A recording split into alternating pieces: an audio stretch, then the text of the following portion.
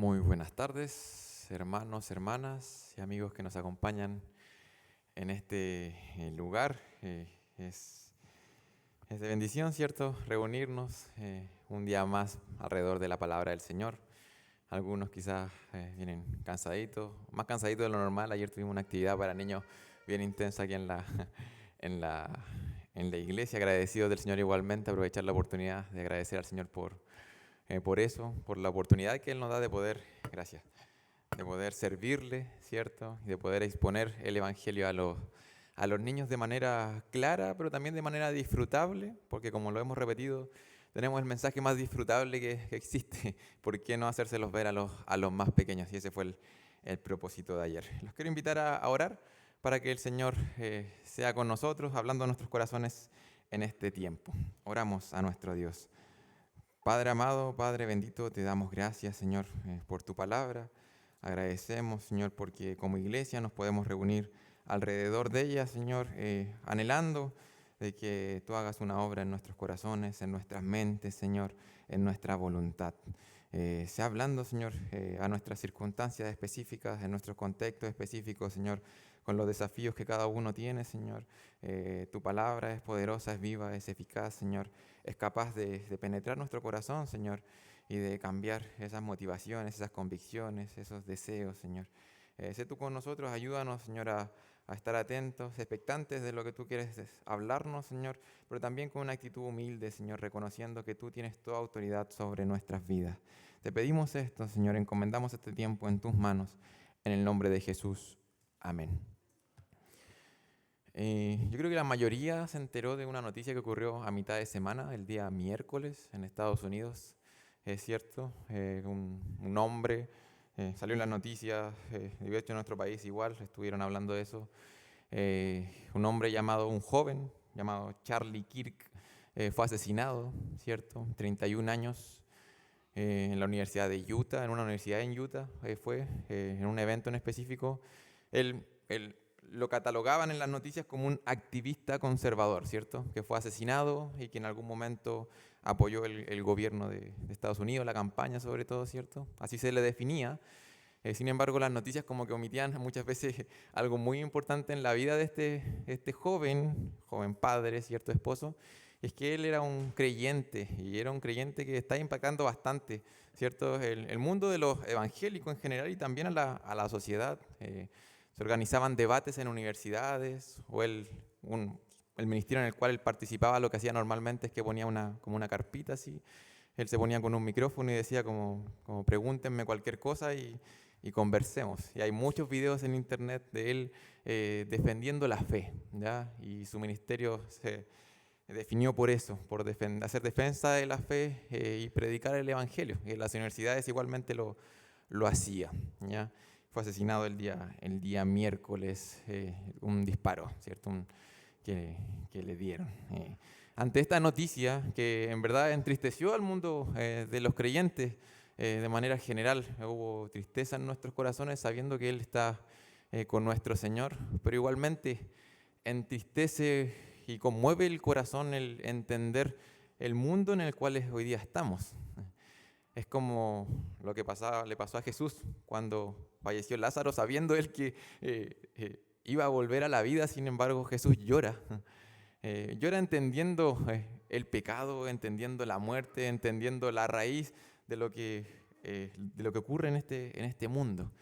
Y en ese sentido, conmueve el corazón este tipo de noticias. Uno se comienza a reflexionar acerca de la maldad en el mundo, acerca de lo que significa vivir en este mundo caído, los desastres, las catástrofes, los accidentes, incluso estas cosas como un atentado directo contra la vida. Esas cosas pasan en este mundo caído, ¿cierto?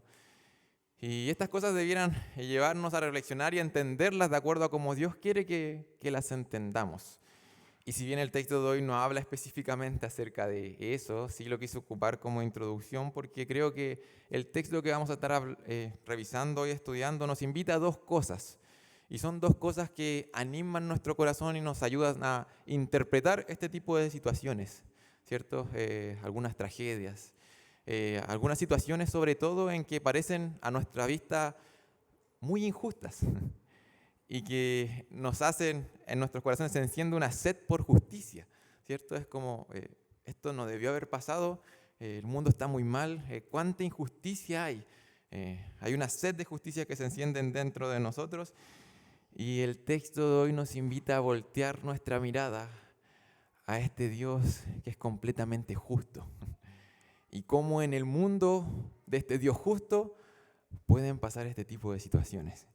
Y el texto nos invita a reflexionar un poquito acerca de eso, de quién es Dios, y eso nos va a alentar, nos va a ayudar a enfrentar estas situaciones. Hoy día vamos a estar meditando en Deuteronomio capítulo 32, versículo 39 al 43. Deuteronomio 32, versículo 39 al 43. Si es que es la primera vez que está con nosotros o si es que no ha escuchado otro de los sermones que hemos estado revisando, hemos estado en el libro de Deuteronomio, estamos terminando este libro. Yo creo que si invito a alguno de los hermanos que ha escuchado los sermones, ya puede pararse aquí y decir quizás el contexto en el cual nos encontramos, porque lo hemos repetido y repetido, ¿cierto? Para que podamos entender bien lo que vamos a revisar hoy, tenemos que entender que estamos justo antes de entrar a la tierra prometida, ¿cierto? Estamos a punto, el pueblo de Israel está a punto de entrar a la tierra prometida, y Moisés hace una repetición, una reiteración de la ley, ¿cierto? Antes de que ingrese, Moisés no iba a entrar con ellos y el pueblo iba a tener desafíos bastante particulares en esa tierra, ¿ya? Y es así porque se escribe el libro de Deuteronomio, y en el capítulo 32 en específico, el Señor le mandó a Moisés a escribir un cántico, ¿ya? Un cántico que, como vimos, iba a servir de testimonio. Este canto tenía que pasar de generación en generación, se tenía que enseñar a los hijos y a las siguientes generaciones, porque este cántico iba a hablar mucho acerca de quién es Dios y su fidelidad, pero también el cántico iba a hablar mucho acerca de cosas que iban a pasar en el futuro, cómo era el corazón de los israelitas. Entonces era como una advertencia, un testimonio vivo diciéndoles, cuídense, cuídense, cuiden su corazón, Dios es fiel, Dios los ama, pero esto sucede en su corazón. Hablamos acerca de la idolatría, si lo recuerdan, ¿cierto? Y hablamos también cuáles iban a ser las consecuencias para el pueblo de Israel si es que el pueblo no era fiel al pacto que el Señor estaba haciendo con su pueblo. Y ahora vamos a terminar este cántico, ¿ya? Y este cántico termina de manera bastante particular, porque quizás uno en los cantos no está tan acostumbrado a encontrar imperativos, ¿ya? Si usted se fija en las canciones que cantamos, como que son, nosotros nos comprometemos muchas veces con el Señor, recordamos quién es el Señor, pero en los cantos no hay tantos imperativos. Y este canto finaliza con dos llamados, con dos imperativos. ¿Ya? Ese es el clímax, la parte final del canto, y si usted revisa el canto no va a encontrar ningún imperativo tan explícito para el pueblo de Israel. ¿Ya? De esta forma termina este canto. Y lo único que tenemos que llevarnos de este texto, o sea, lo más importante, la idea central de lo que vamos a ver hoy, es simplemente que el pueblo de Dios tiene que contemplar y alabar a Dios. Contemplar y alabar a Dios. Dos cosas. Termina con dos cosas este canto. Es bastante sencillo, pero vamos a revisar que quizás lo sabemos, pero hay algo en nuestro corazón que se opone a estas dos respuestas al cual el Señor nos llama. Y lo primero que comienza el texto, de hecho, comienza con el primer imperativo. Y es un llamado al pueblo en el versículo 39. ¿A qué cosa? A ver, ¿cierto?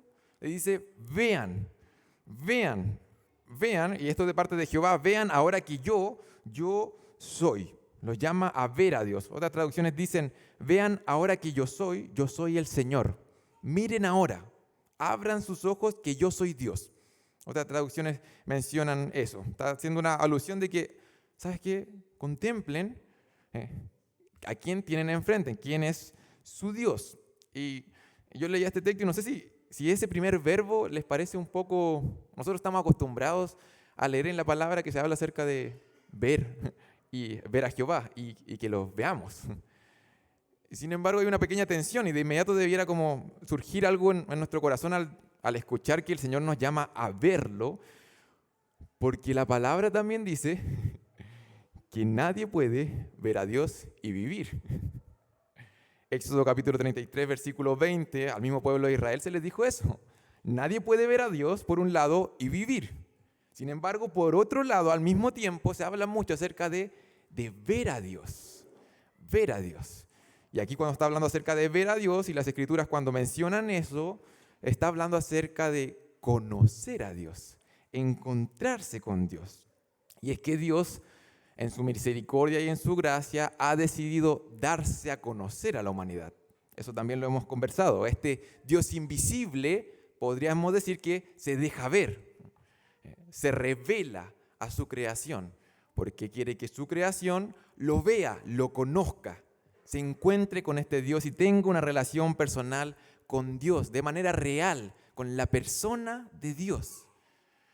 Esto es un poco a lo que se refiere la famosa frase de Job, que yo creo que a todos nos suena algo. De oídas te había oído, pero ahora mis ojos te ven. ¿Qué pasó ahí? Te ven. ¿Dios no es invisible? ¿Qué está sucediendo ahí con Job? Job está diciendo ahí, bueno, yo estoy pasando de un conocimiento un poco quizás teórico de mi doctrina, de mis tradiciones o de algo así, a algo real. He conocido a Dios, me he encontrado personalmente con Él y me ha transformado. Vi a Dios.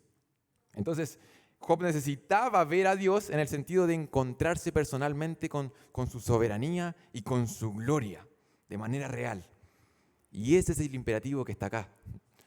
Vean a Dios, contemplen, dense cuenta, conozcan, encuéntrense con la realidad de quién es Dios. Ahora, ¿qué cosas tienen que ver acerca de Dios? Y aquí el texto comienza a ahondar un poquito en qué es lo que tenían que ver de Dios. ¿Qué tenían que entender y encontrarse? ¿Qué tenían que conocer específicamente en este contexto acerca de Dios? Y le dice, bueno, vean que yo soy, y no hay dioses conmigo, yo hago morir y yo hago vivir, yo hiero y yo sano, y no hay quien pueda librar de mi mano. Diciendo, vean que ¿sabes qué? Soy único. Diciendo, soy único. Vean que yo soy Dios y yo soy único. Y eso lo hablamos y lo profundizamos cuando estuvimos viendo la porción que hablaba bastante acerca de la idolatría. Y el texto es explícito en decir, de parte de Jehová, no hay dioses conmigo. Como si dijera, no hay dioses, no hay compañeros, no hay alguien que esté al lado mío. Recuerden que es el clímax de esta canción, ¿cierto? Es el clímax, y en este clímax Jehová se presenta como el único supremo, como el único todopoderoso. Aquí está Jehová, y no hay nadie que se le asemeje. No hay una especie de panteón de dioses, ¿ya? Ese era normalmente el pensamiento de la época. La mayoría de las religiones de la época pensaban que los dioses estaban como en una especie de asamblea divina. Esa asamblea normalmente podía tener una cabeza, sin embargo había más dioses. Y en el pensamiento de la época, en este panteón o esta asamblea divina, normalmente los dioses dominaban ciertas esferas de la vida. El dios de la fertilidad, el dios de la guerra, el dios de la lluvia, y qué sé yo, ¿cierto? Los dioses de cierta manera gobernaban ciertas esferas de la vida. Y también hemos visto que estos dioses o estos ídolos eran muy parecidos a nosotros, a los hombres. Eran deidades caprichosas, deidades pasionales, ¿cierto? Movidas por sus pasiones. Si es que un día amanecían de mal genio, podrían hacer alguna catástrofe, ¿cierto? Y si es que algún día querían y se les antojaba bendecir al pueblo, lo iban a hacer. Entonces, en la época, en el pensamiento de la época, las fuerzas divinas, las fuerzas espirituales estaban como en caos. En el pensamiento de la época existía un caos de fuerzas divinas que constantemente estaban en conflicto. Jehová dice, ¿sabes qué? Yo soy el único Dios. Y eso es impresionante, porque está diciendo, nadie compite con mi autoridad, soy el único que puede ofrecer verdadera ayuda y verdadera provisión, y de mí provienen, hacia el pueblo de Israel en específico, de mí proviene la bendición y el castigo.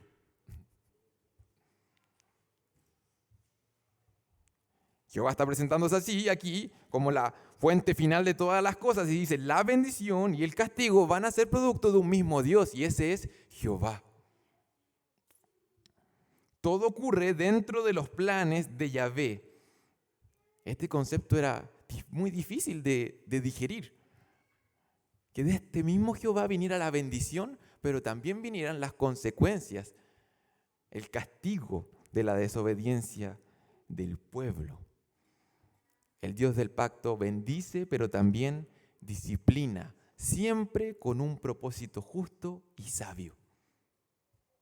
Ese es Jehová.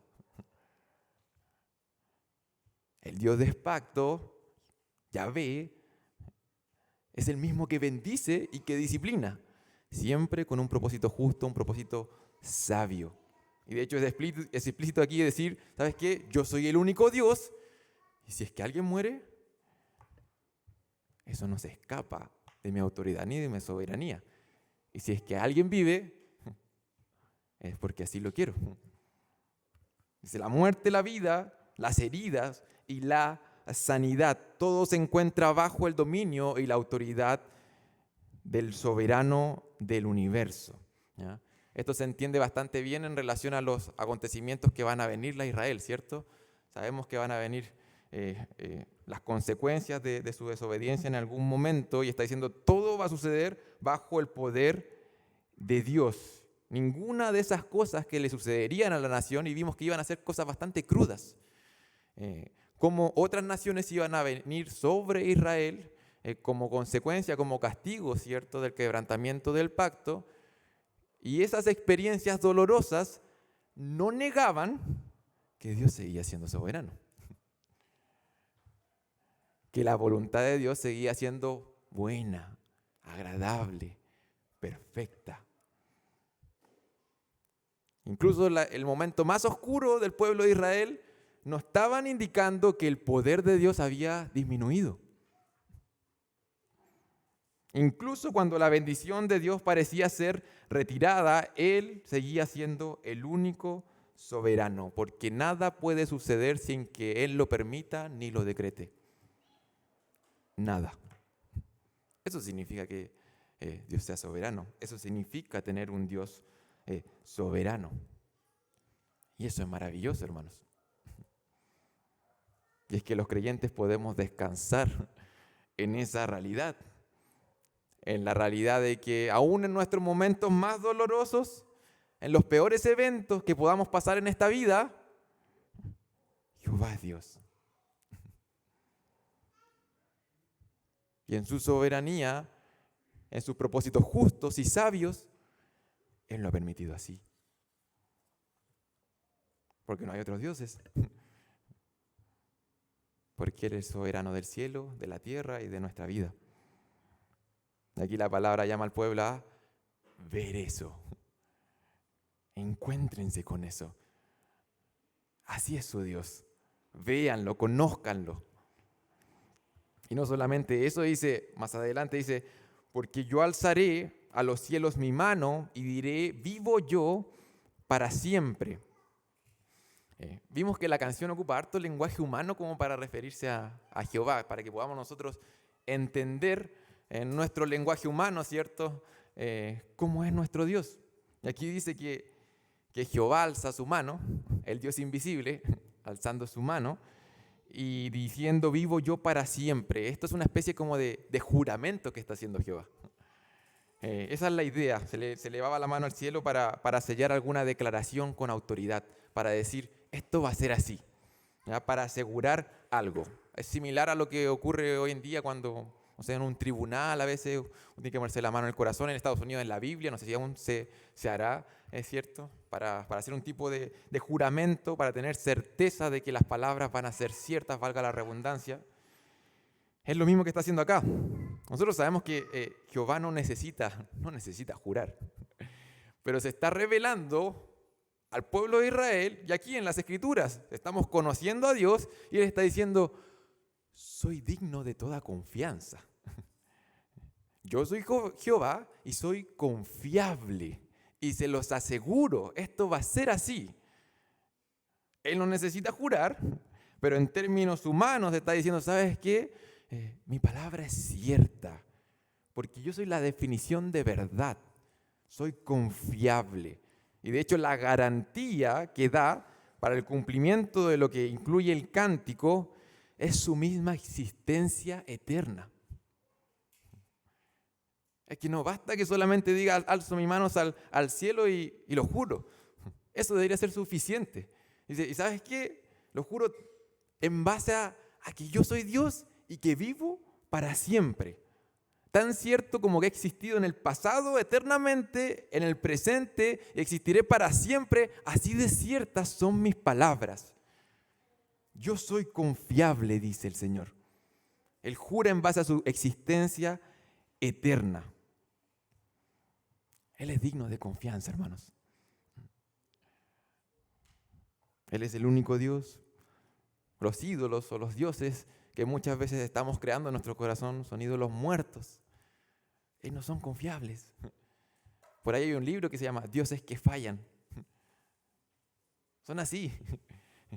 Cuando invertimos nuestro tiempo, nuestra fuerza, nuestros recursos, nuestras energías, nuestro corazón, nuestra voluntad, la rendimos a cualquier otra cosa que no sea nuestro Dios, estamos rindiéndonos a ídolos, a dioses que son mentiras, que están muertos y que fallan. Aquí Dios está diciendo, ¿sabes qué? Yo soy confiable. Nuestros ídolos están muertos, nosotros mismos tenemos fecha de expiración, pero Él no. Y porque Él no tiene fecha de expiración y ha existido desde siempre y para siempre, su palabra también lo hará. El cielo y la tierra pasarán, pero su palabra no. Él es confiable. Ese es nuestro Dios, Él es confiable. Y aquí está diciendo, vean eso. Vean que Él es el único Dios, es soberano, Él es confiable. Y aquí va y aquí viene como, se revela nuevamente otro atributo que hemos estado estudiando, que ha aparecido a lo largo de todo el cántico y que creo que es como el atributo central, uno de los atributos centrales que se muestra en este cántico, es que Dios comienza a hablar acerca de su justicia. ¿Ya? Ahí está jurando y dice, bueno, tan cierto como que yo vivo para siempre, voy a hacer algo.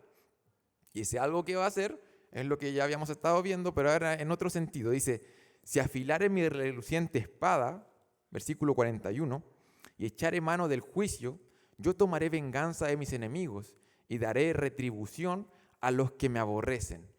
Embriagaré de sangre mis saetas y mi espada devorará carne, en la sangre de los muertos y de los cautivos, en las cabezas de larga cabellera del enemigo. Wow. Está diciendo acá, el Señor le está asegurando a su pueblo que Él va a impartir justicia, ¿cierto? De manera general. Está diciendo, yo me voy a encargar de impartir justicia. Y yo les dije que eso ya se había mencionado en el canto. De hecho, en el versículo 4, si no me equivoco, comenzó de esa manera. Él es la roca cuya obra es perfecta, porque todos sus caminos son rectitud, Dios de verdad, y sin ninguna iniquidad en Él, es justo y recto. ¿Ya? Y en la porción que se predicó la semana pasada también se habló un poco de eso. Versículo 35. Mía es la venganza y la retribución, dijo el Señor. Y el versículo 36. Porque Jehová juzgará a su pueblo y por amor de sus siervos se arrepentirá cuando viere que la fuerza pereció. Entonces, el cántico llama a ver este aspecto del carácter del Señor, que es su justicia. Él está asegurando que Él va a impartir justicia y el pueblo debía estar convencidísimo de eso. Convencidísimos de que tenemos un Dios justo.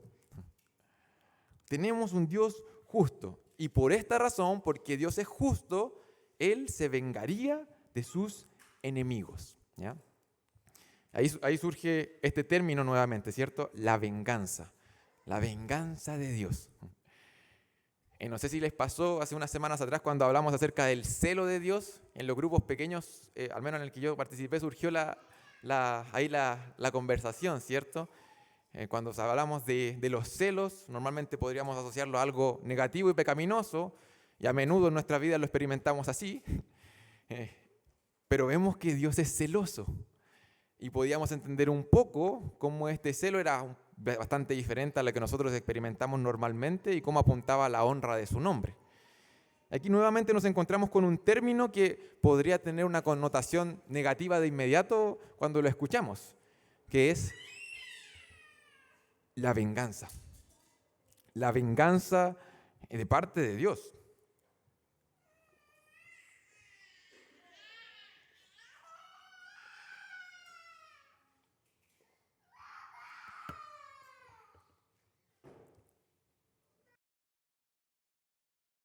El término que se utiliza en el versículo 41 para referirse a venganza, y quizás si está utilizando otra traducción, aparezca así, es la retribución o el castigo.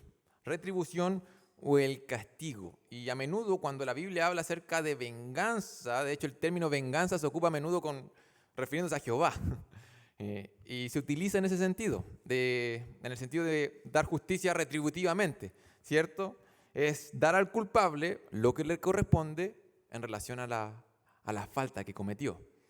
A eso a la Biblia se le denomina venganza. En ese sentido, el Señor va a dar al culpable lo que le corresponde por su falta, ¿ya? Y es interesante que cuando la Biblia habla acerca de la venganza en las personas, en nosotros, lo prohíbe. Lo prohíbe. Levíticos 19:18 se dice explícitamente, incluye en la ley un mandato a no vengarse. Ese mandato apunta principalmente a intentar buscar justicia por nuestras propias manos, ¿cierto? Israel tenía todo un sistema por el cual se iba a retribuir, se iba a castigar a las personas que violaran la ley. Pero se prohibía que de manera individual intentaran buscar revancha, ¿cierto? Una revancha personal. Y es que lo que iba a ocurrir normalmente cuando sucediera eso es que nosotros no somos justos como Dios es justo. Y cuando nos toca a nosotros buscar esa justicia por nuestras manos, a menudo no vamos a ser equitativos, no vamos a ser rectos. Y es por eso que se le prohíbe a las personas hacer justicia por sus propias manos. Y de hecho en su misericordia el Señor nos ha dado también a nosotros, ¿cierto? La Biblia habla acerca del Estado y cómo tiene la espada.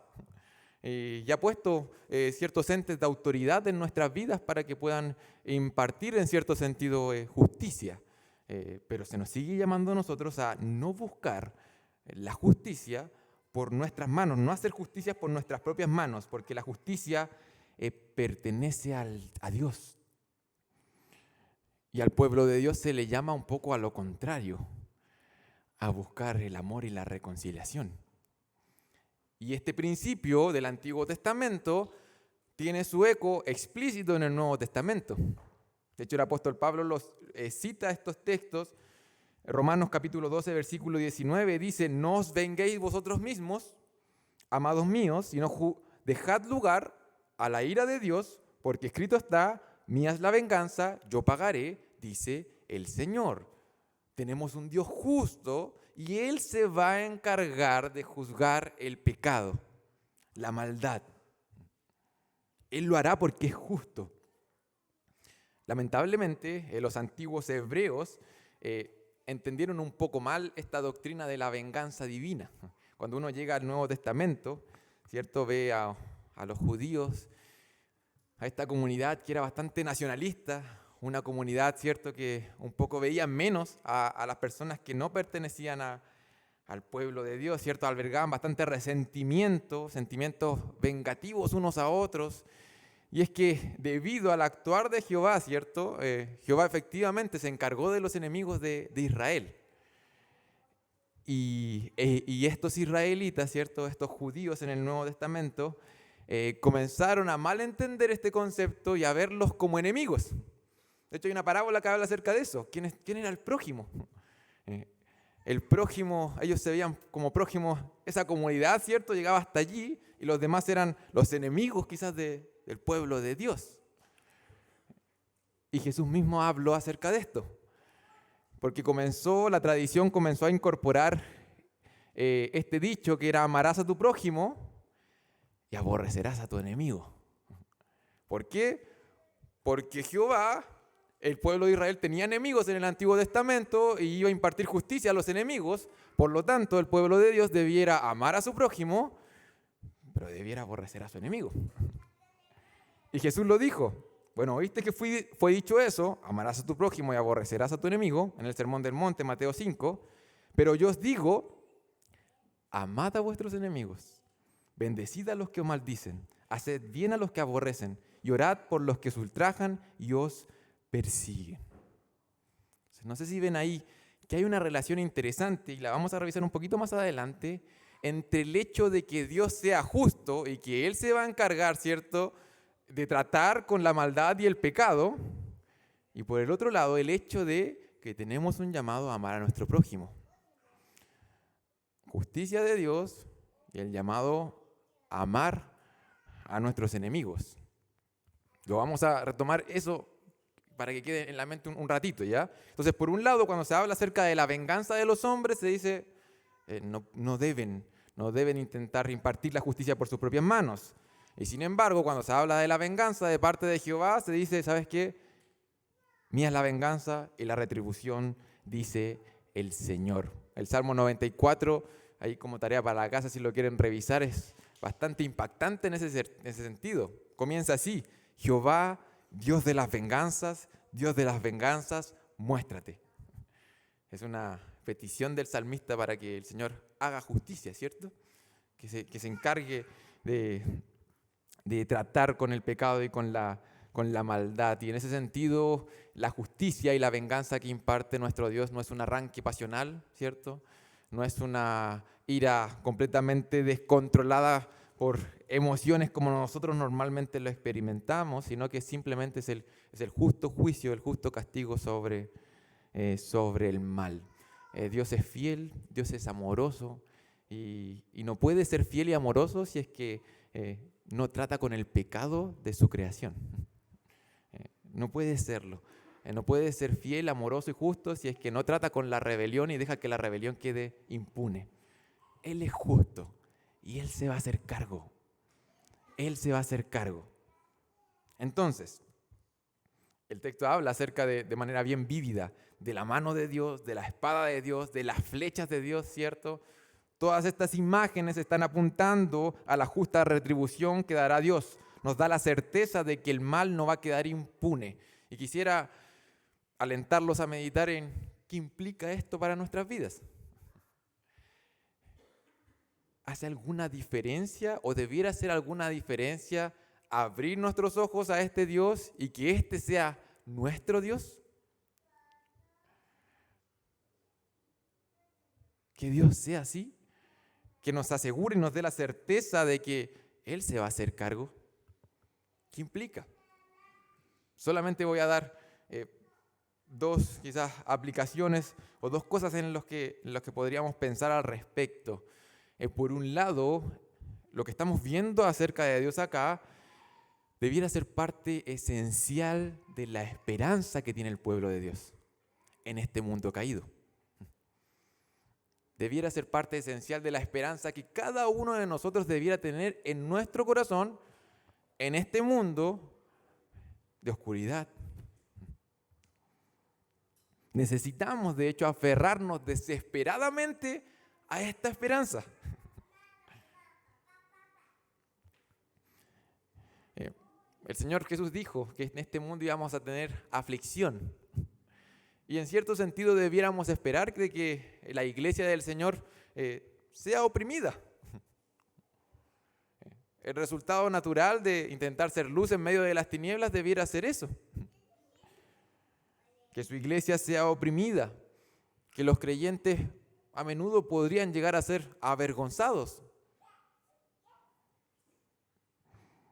Y la palabra de Dios dice que si es que Dios nunca se hiciera cargo de esto, si es que Dios no fuera justo y nunca se hiciera cargo de esto que podemos experimentar hoy, habría una gran tentación, una tentación gigante a cambiarnos de bando.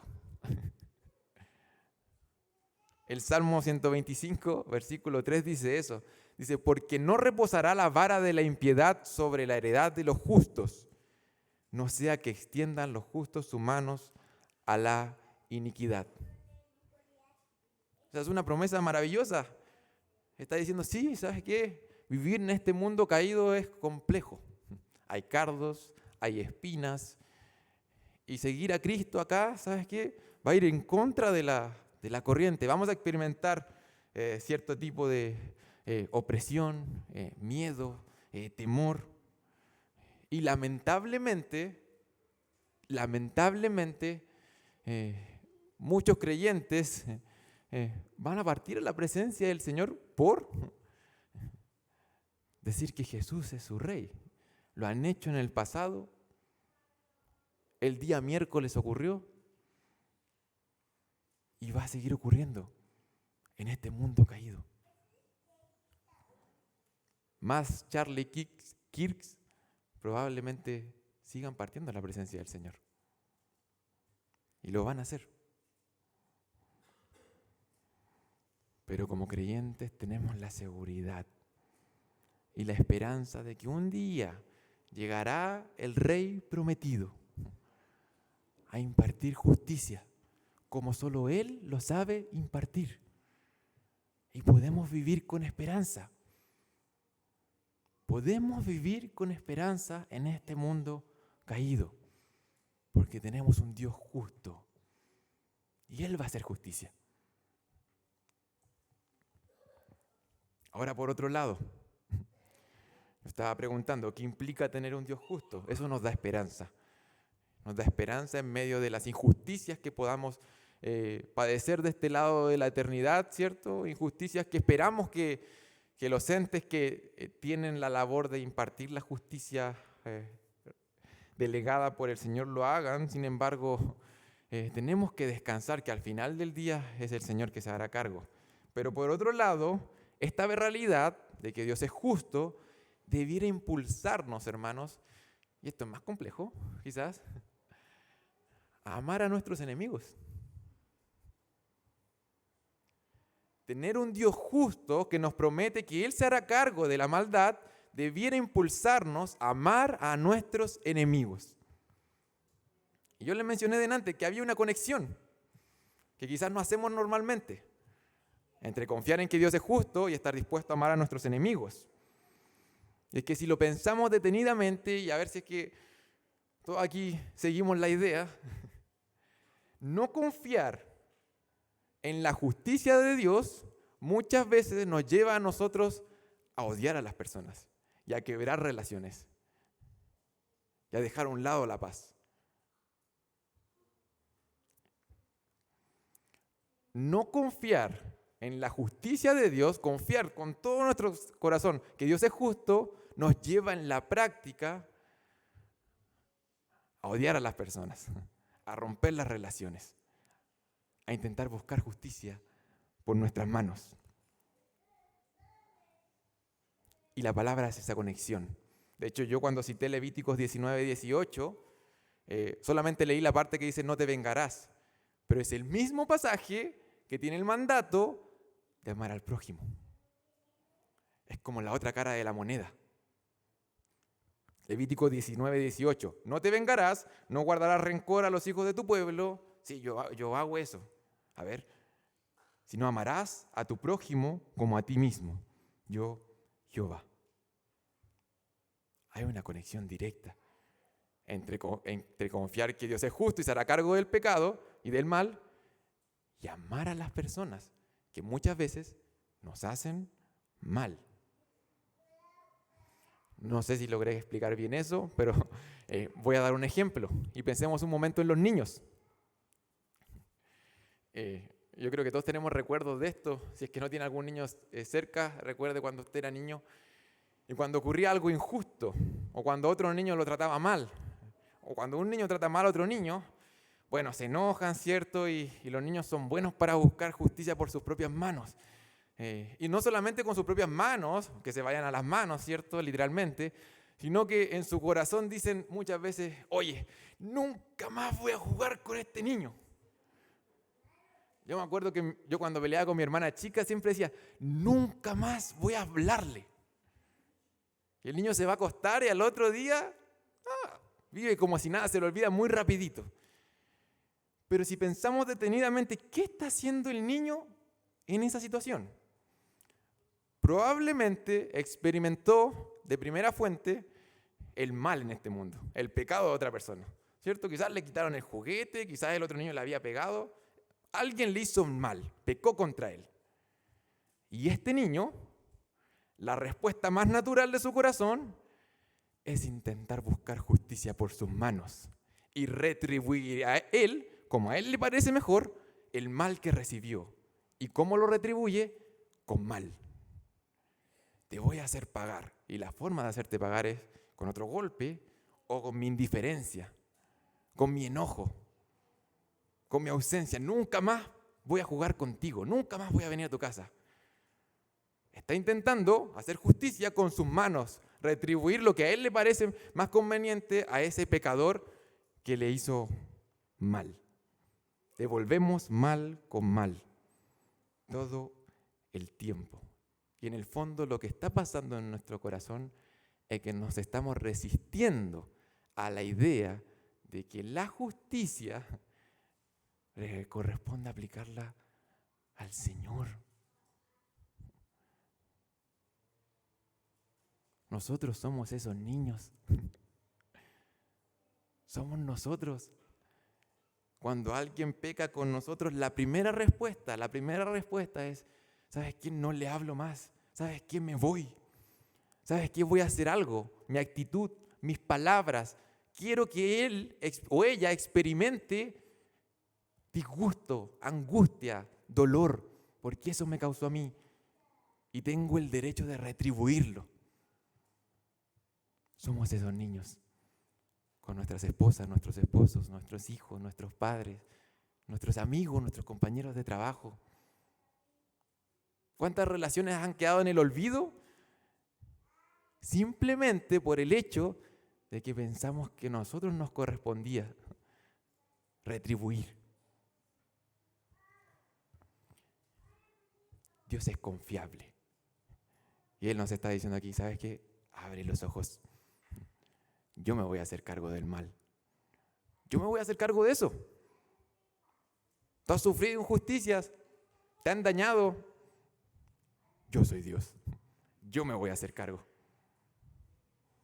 Eso nos libera. Ese es tu Dios. Puedes vivir tranquilo.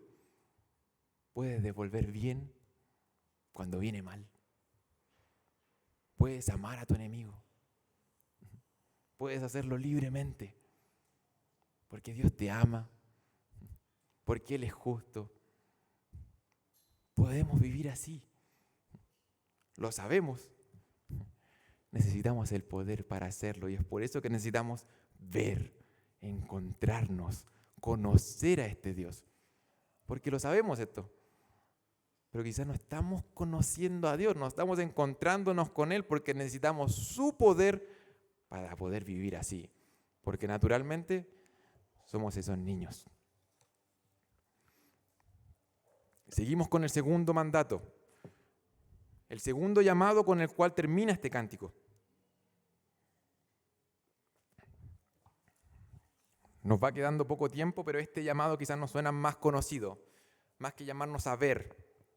¿Cierto? Nos llamó a ver, a contemplar quién es Dios. Es confiable, es justo, es soberano, es único. Como respuesta a eso, el segundo llamado es, ahí está en el versículo 43, segundo imperativo con el cual termina el clímax de esta canción. Alaben. Alaben. La respuesta más natural al hecho de encontrarse con Dios, conocerle, verle, debiera ser esta. En la Biblia hay un patrón que se extiende a lo largo de todas las Escrituras. Todos los siervos del Señor, los profetas, ¿cierto? Los apóstoles, que experimentaron un encuentro con Dios, se rendían a Él. Y dentro de esa rendición, dentro de esa respuesta está lo que aparece en el versículo 43. La alabanza. Alábenle. Eso es un imperativo acá. Y se está refiriendo, de hecho la Biblia de las Américas lo traduce creo que como alégrense o regocíjense. ¿Ya? lo traducen así porque la palabra tiene un sentido de algo audible, ¿ya? Es como, alábenle audiblemente, como que se sienta. Los salmos traducen esta palabra como gritos de júbilo. Es una alegría sonora. Es como respondan, están viendo quién es su Dios, tienen que responder con todo su ser. Pareciera ser que va más allá esta alegría o esta alabanza de una satisfacción interna que queda en nuestro corazón. Pareciera ser que es una rendición de nuestro ser, que llega al punto de estar dispuestos a juntarnos un domingo aquí en la mañana y unir nuestras voces y cantar. Y es que este término también se traduce de esa forma, como cantar. Diciendo, ustedes conocen a su Dios, ahora solamente tienen que responder a quién es Él. Tienen que expresar con su voz, con su actitud, con todo su ser de manera integral a lo que están conociendo de Dios. A menudo en la palabra, cuando se hace este llamado, alaben a Jehová, se hace como respuesta a dos cosas. Se hace como respuesta al hecho de que Dios es el Salvador de su pueblo. Y se hace como respuesta al hecho de que la presencia de Dios está con su pueblo. Alabad a Jehová, venid, aclamemos alegremente a Jehová, cantemos con júbilo a la roca de nuestra salvación. Salmo 95. O este otro salmo más conocido, me mostrarás la senda de la vida, en tu presencia y plenitud de gozo, delicias a tu diestra para siempre. Abrir los ojos a la realidad de que Dios es nuestro Salvador. Él es justo y se dio a conocer y nos salva. Y no solamente nos salva, sino que promete que su presencia está con nosotros. Esa realidad debiera llevarnos a alabar, a simplemente responder. Y en el pueblo de Israel, el pueblo debía entender que su experiencia religiosa, como el clímax, el punto más alto de su experiencia religiosa, el punto más alto de tener una relación con Jehová, era era el gozo, era la alegría. Lo vimos cuando estaban algunas directrices con respecto a las fiestas. Las fiestas, las ceremonias, comúnmente concluían ¿con qué cosa? Con comida y con alegría y con cánticos. La experiencia de tener una relación con Dios, sí, incluye convicción de pecado, incluye tristeza, ¿cierto?, por nuestro pecado, un arrepentimiento, una tristeza que nos lleva al arrepentimiento, incluye eso, pero no queda ahí,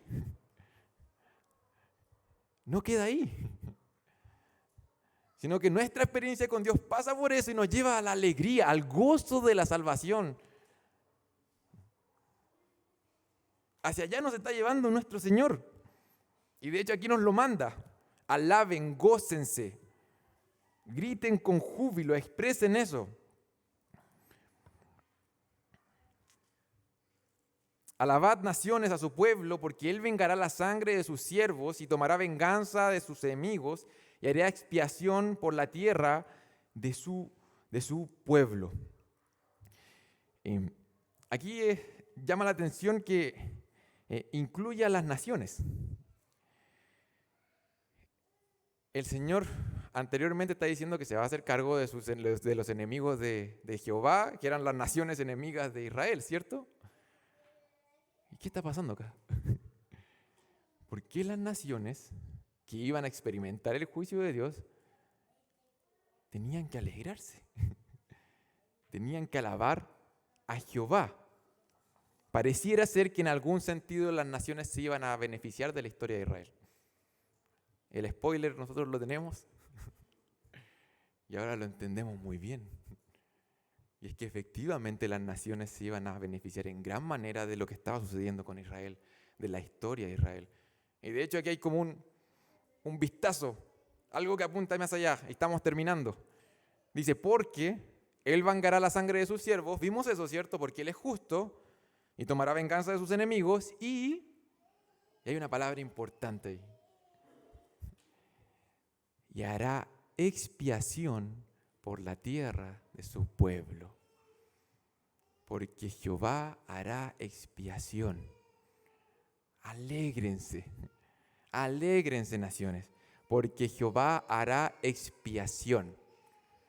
Cuando Noé estaba construyendo el arca, Noé expió el arca. Es el mismo término. Génesis 6:14. Hazte un arca de madera de gofer, harás aposentos en el arca y la calafatearás con brea por dentro y por fuera. La expiarás con brea, dice el texto. Expiar significa cubrir. Noé cubrió con brea el arca porque si el agua entraba por las rendijas iba a destruir el arca. La palabra dice que el Señor hará expiación, cubriría. Y entendemos que, de acuerdo a las leyes del Pentateuco, los sacrificios tenían ese propósito, cubrir los pecados para que no destruyeran al hombre. Y era necesario un sacrificio para cubrir, para quitar de en medio el pecado y que el pueblo pudiera tener una relación con Dios, para apaciguar, aplacar la ira de Dios y que el hombre fuera reconciliado con Dios. Alaben a Dios. Nosotros nos reímos, pero nosotros sabemos que finalmente eso es precisamente lo que vino a hacer Jesús por nosotros. Vino a apaciguar, a cubrir el pecado que nos separaba de Dios y a reconciliarnos con Él, para que hoy volvamos a ver y alabar a nuestro Dios. Solamente eso, tan sencillo como eso. Confiamos en Jesús porque reconocemos que, ¿sabes qué? No puedo ver a Dios, no puedo conocer a Dios por mis fuerzas. Lo peor de todo es que soy un pecador y no tengo los recursos para poder cubrir eso. Me espera la destrucción. Necesito a Jesús. Necesito que Dios mismo haga el trabajo de expiar mi pecado para que hoy pueda disfrutar de una relación con Él. Amigo, amiga que nos acompañas en este lugar, te invito a confiar en Jesús. Él es el único que es capaz de hacer eso que acabamos de describir. Es el único capaz de reconciliarnos con Dios. Y si es que algo necesitamos en este mundo, más que salud física, más que soluciones a nuestros matrimonios o a nuestros desafíos de la paternidad, el mayor problema que tenemos es que no tenemos una relación con Dios. Es que somos sus enemigos. Es que el justo juicio de Dios nos espera en el futuro cuando nos encontremos con Él.